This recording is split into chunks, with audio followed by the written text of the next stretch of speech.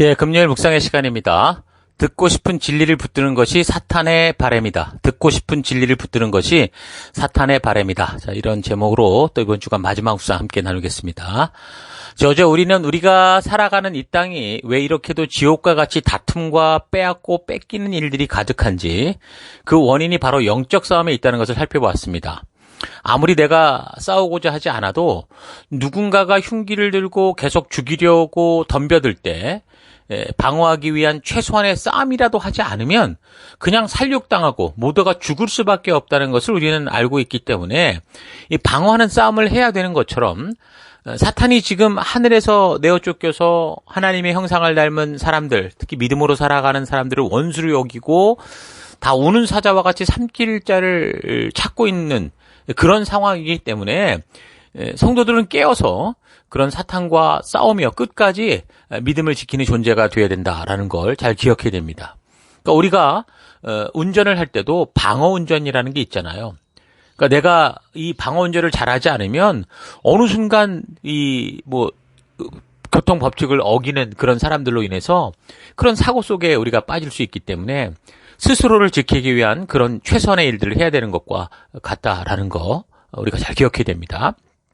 자, 그래서 계속 본문을 좀 살펴가 보면 12장 13절 용이 자기가 땅으로 내쫓긴 것을 보고 남자를 낳은 여자를 박해하는지라. 그러니까 하늘에서 쫓겨나서 분노와 가득 찬 이 사탄이 지금 이 여자를 박해하고 죽이고자 한다는 거죠. 그러니까 여기 남자를 낳은 여자가 누구라고 그랬습니까? 그냥 유대인을 말하는 게 아니라 하나님의 계명을 지키며 예수의 증거를 가진 자들, 다시 말해서 끝까지 하나님의 말씀 따라 믿음으로 살아가는 교회와 성도를 말하는 것이라고 그랬죠. 그런데 이 용이 이 여자를 박해한다는 건데, 그래서 이 세상에서 교회와 성도들은 그렇게 세상의 박해와 조롱과 우습게 여김을 당하게 될 수밖에 없는 겁니다. 그러니까 계속 여러 가지 모습으로 공격을 당한다는 거죠. 근데 이게 앞으로 마지막 재림의 날이 있을 때까지 이런 전쟁을 우리가 피할 수 없다라는 거죠. 자, 그런 상황을 지금 우리에게 말해주고 있는 겁니다.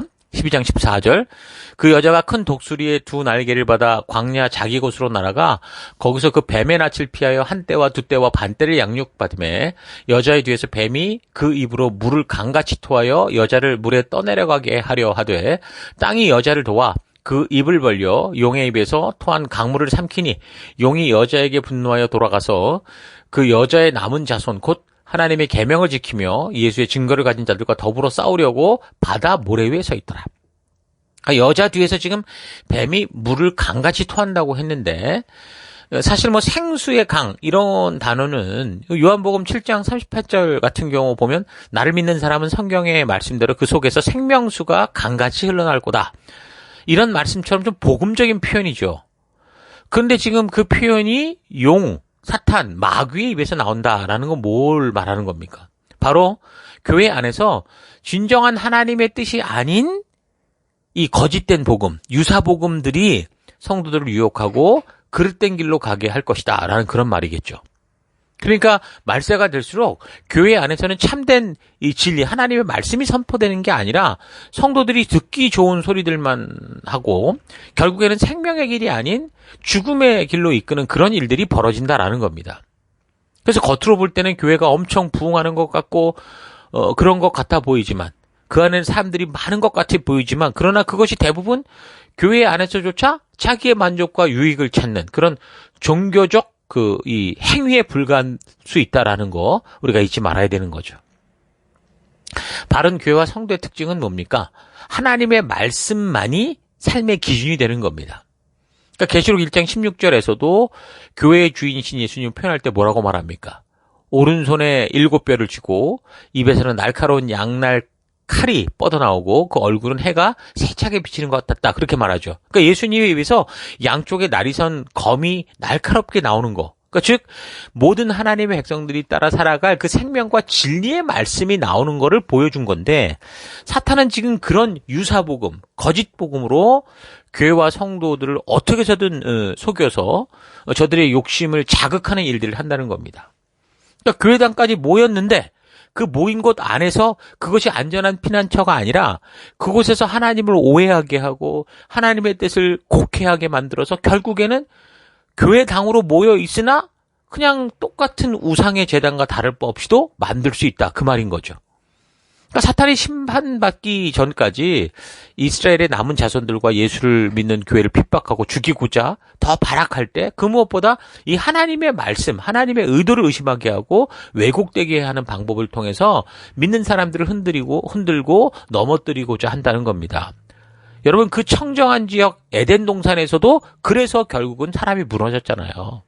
그래서 각 시대 그리스도인들은 그 무엇보다 이 하나님의 말씀, 영원한 삶의 기준이 될 이 진리를, 하나님의 의도를 바르고 온전하게 알아야 됩니다. 그래서 이 말씀을 기준으로 우리의 삶을 혼란하게 하는 사탄의 이 거짓과 싸워서 우리가 이겨나가야 된다.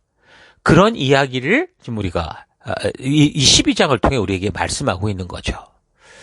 자, 정리를 하면 12장은 인류의 역사 속에 빚어지는 이 엄청난 비극들이 근원적으로 어디서 어떻게 왜 시작이 돼서 장차 어떤 방향으로 진행된 것인지를 개괄적으로 보여주는 아주 중요한 계시라고 볼 수 있습니다. 그러므로 오늘날 성도들은 눈에 보이는 세계가 아니라 보이지 않는 이 영적인 세계가 있고 그 보이지 않는 세계가 보이는 세계를 다스린다라는 이 영적인 분별력을 가져야 됩니다. 우리의 세상에서 벌어지고 있는 일들이 그냥 나라들끼리의 전쟁이 아니고 그냥 기근이고 그냥 자연재해가 아니고 또 그냥 젊은이들이 문화에 취해 있고 음란과 쾌락에 취하는 게 아니라 이 잔머리를 굴리는 비열한 사탄에 숨겨진 영적인 음모들이 있고 그 탐욕과 욕심에 빠진 결과라는 것을 바라볼 수 있는 그런 안목이 있어야 되는 거죠. 조금 전 말했듯이 나는 평화를 원한다고 우리가 그렇게 말을 해도 아니 적이 총칼을 들고 무조건 막무가내로 덤벼드는데 그게 어떻게 평화가 있을 수 있습니까? 나는 싸우지 말자고 하는데 저쪽에서는 계속 총질을 하고 칼을 들고 덤비면 그건 평화할 수가 없는 거죠. 그렇게 덤벼드는 존재의 공격을 피하고 그다음에 더불어 스스로 방어할 수 있는 그런 태도로 우리 스스로를 지켜가야 되는 거 아닙니까? 그러니까 여러분들이 느끼든 그렇지 못하든 지금 이 온 인류가 그런 영적 전쟁 속에 빠져 있다라는 거예요. 그것도 아주 치열한 전쟁 속에. 왜요? 사탄이 우는 사자와 같이 삼킬 것을 두루 찾고 있다고 하니까. 여러분 이 사실을 잊지 마십시오. 그래서 이 12장이 바로 이런 사실들을 우리에게 정확하게 알려주고 있는 거죠.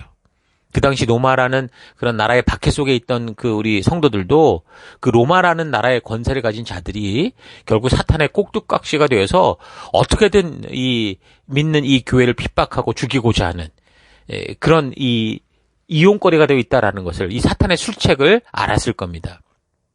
그래서 이 12장은 그런 영적 전쟁의 역사의 이유와 그런 과정들을 보여주고 있고 그래서 이제 11장 이후 12장을 그래서 11장에 연결된 사건으로 이해하려고 하면 이게 자꾸 이해가 안 된다. 그렇게 말씀을 드리는 겁니다.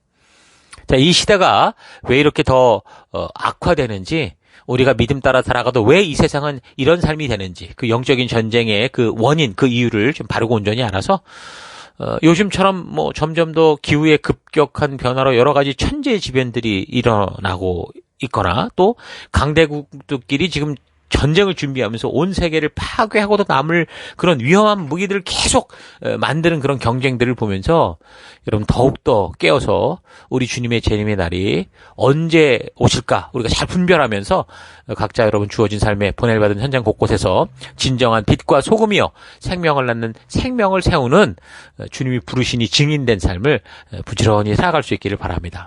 자, 2021년 남아있는 시간 동안 더욱더 우리가 말씀의 기초를 튼튼히 세워서 항상 우리 주의 오실 날들을 바르게 준비하고 깨어있는 그런 다섯처녀와 같이 주님의 부르심을 듣고 나아갈 수 있는 그런 준비된 삶을 살아가기를 바랍니다. 그래서 여러분 말씀으로 말미암아 하나님의 뜰, 하나님의 궁정 안에 뿌리 깊은 나무로 이렇게 말씀의 뿌리를 내려가는 그런 한 주가 될 수 있기를 바랍니다. 자, 오늘 하루 나는 성경이 이렇게 정확하게 우리가 살아가는 세상에 대해 이야기하고 있는 것을 바르게 알고 있었는지 좀 되돌아보십시다. 하나님께서는 그의 백성들에게 그의 뜻을 온전히 알리기 전에는 어떤 일도 행하지 않는다라고 말씀하셨습니다. 아모스 3장 7절 참으로 주 하나님은 당신의 비밀을 그 종 예언자들에게 미리 알리지 않고서는 어떤 일도 하지 않는다. 예언자를 특별 대우한다는 게 아니라 예언자가 뭡니까? 선포하라는 하나님의 마이크 같은 사람들 아닙니까? 스피커 같은 사람들. 그러니까 미리 말씀하지 않고 어떤 일도 하지 않는다는 거죠. 사람과 사탄에 대한 심판도 그렇습니다. 하나님께서 그 백성들로 하여금 나아갈 바와 살아갈 바를 전혀 말씀하지 않고 그냥 지켜보시다가 심판 때 앞서 갑자기 너 왜 그렇게 사냐? 그렇게 하지 않는다는 거죠. 심판이 있다라는 건 뭡니까? 분명한 기준이 있었다라는 거고, 그 분명한 기준을 어떤 식으로든 알고 있어야 그래서 그 기준에 따른 심판을 받을 수 있는 거 아닙니까? 그래서 하나님께서는 그의 뜻을 성경을 통해 분명하게 말씀을 해주신 것이고, 그것을 모세의 시내산 언약 이후 계속해서 다음 세대들에게 가르치고 알게 하라고 분명하게 명하신 겁니다. 신명기 31장 10절, 모세가 그들에게 명령하였다. 7해가 끝날 때마다 곧 빚을 면제해주는 해의 초막절에 온 이스라엘이 주 너희의 하나님을 뵈려고 그분이 택하신 곳으로 나오면 너희는 이 율법을 온 이스라엘 백성 앞에서 읽어서 그들의 귀에 들려줘라. 너희는 이 백성의 남녀와 어린아이만이 아니라 성 안에서 너희와 같이 사는 외국 사람도 불러 모아서 그들이 율법을 듣고 배워서 주 너희의 하나님을 경외하며 이 율법의 모든 말씀을 지키도록 해라. 너희가 요단강을 건너가서 차지하는 땅에 살게 될 때에 이 율법을 알지 못하는 너희의 자손도 듣고 배워서 주님을, 주 너희의 하나님을 경외하게 해라. 또 예수님께서도 마지막 승천 자리에서도 같은 명령을 하십니다.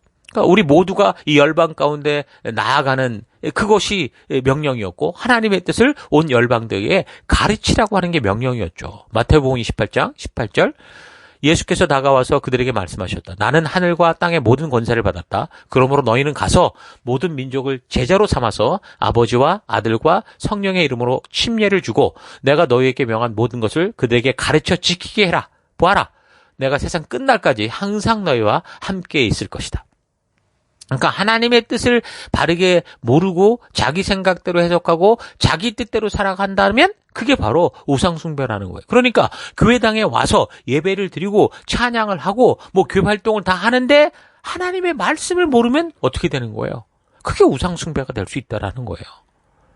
사탄은 이런 사실을 알기 때문에 어떻게 해서든 교회로 모인 성도들로 하여금 교회의 문화, 교회의 예식, 교회의 여러 일들은 다 알게 해도 하나님의 이 진정한 뜻을 바르게 만날 수 있는 말씀 앞에는 가지 못하게, 말씀을 가장 지겹게, 말씀을 항상 어렵게 그렇게 만들어버려서 그래서 어떻게 해서든 성도들이 하나님의 뜻을 알지 못하게 하려고 발버둥 치는 겁니다. 여러분 이런 사실 잊지 마시고 그 무엇보다 우리 하나님의 뜻, 하나님의 진심이 담긴 이 성경을 바르고 온전하게 알아가는 삶을 살아가십니다. 각자가 속한 곳곳에서 말씀을 통해 하나님의 뜻을 알리는 그런 열방의 제사장다운 삶을 사시길 바랍니다. 가정에서 제사장이 되고 또 사업과 직업의 터에서도 제사장이 되고 내가 선 곳곳에서 하나님의 진심을 알리는 그런 제사장된 삶, 전도의 삶을 살아가는 여러분들 되시기를 주 여러분으로 축원합니다. 오늘 하루도 힘내십시오. 잠시 기도하겠습니다. 하나님을 살아간다고 진실로 생각하면서도 하나님을 괴롭히고 심지어 사탄과 같이 살게 된 것은 우리 하나님의 뜻이 담긴 말씀을 바르게 알지 못하였음을 자주 들었는데도 여전히 하나님의 말씀을 알아가는 일들은 삶의 2순위가 돼서 늘 미루는 인생을 살아온 것을 회개합니다.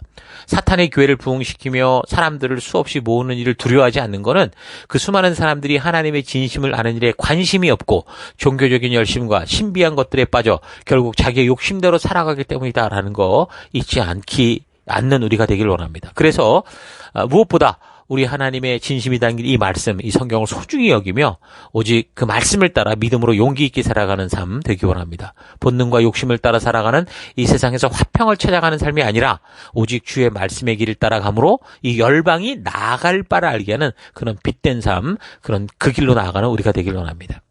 하나님, 정말 사탄은 우리가 어디로 어떻게 모이든 우리가 듣고 싶은 그거를 듣게 하는 그런 것이 그의 원하는 바고, 우리가 하나님의 음성을 듣는 것을 싫어한다라는 거 잊지 않고, 하나님 오늘 우리가 선 곳곳에서 오직 주의 말씀만, 주의 뜻만을 외치고 전하고 나누는 우리가 될 수 있도록 인도하여 주옵소서. 그 길로 함께 하시고 인도하신 하나님 감사드리고 예수님 이름으로 기도했습니다. 아멘.